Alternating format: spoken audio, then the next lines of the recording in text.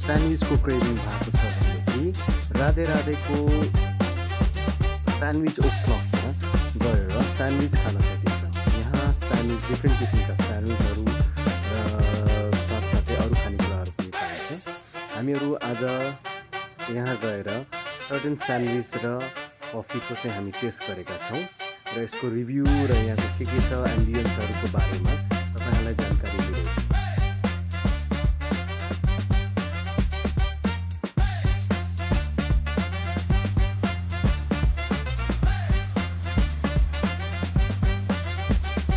Hello guys, आज हामी यहाँ स्यान्डविच ओक्लकमा आएका छौँ।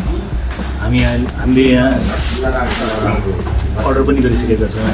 एउटा grill cheese sandwich with jalapeno, एउटा sandwich with bacon and jalapeno, अनि दुईवटा americano. Let's see how it will be. Hello guys, हाम्रो कफी आइसकेको छ। Let's see how it is.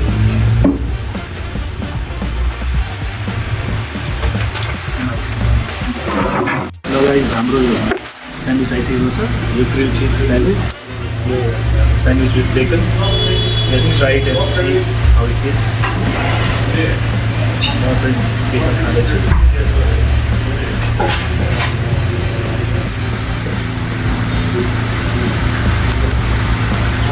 Test प्रोफाइलहरू केही छ कि त्यसमा केही?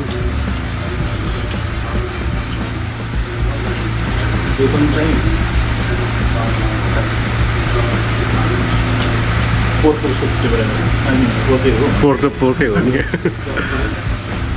पोर्क मिक्स मतलब बेकनको जुन फ्लेभर भन्दा पनि सजिने भन्दा पनि पोर्कको फ्लेभर बढी आयो।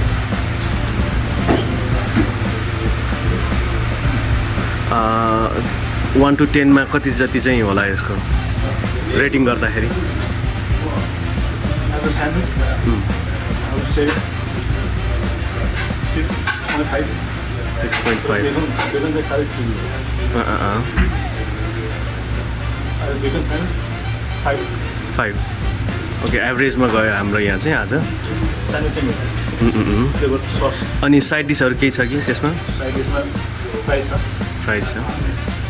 फ्राइज नै हो। Crunchy good flavour.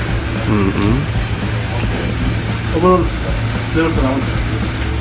फ्लेभर राम्रो भए पनि एभरेज 5 मात्र पोइन्ट चाहिँ।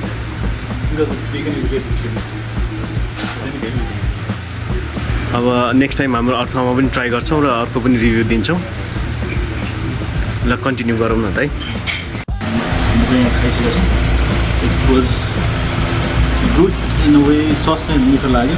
स्यान्डविच पनि अलराइट वाज गुड। त्यो बेकन चाहिँ धेरै नै छिपेको। अब हामीले ठाउँलाई कस्तो छ, एम्बियन्स कस्तो छ यहाँको? एम्बियन्स पनि राम्रै छ, सानो छ, कोजी छ। 10 मा कति दिन चाहन्छ? 7 एम्बियन्सको लागि। फुडको लागि अघि भने जस्तै 6 to 5 to 6।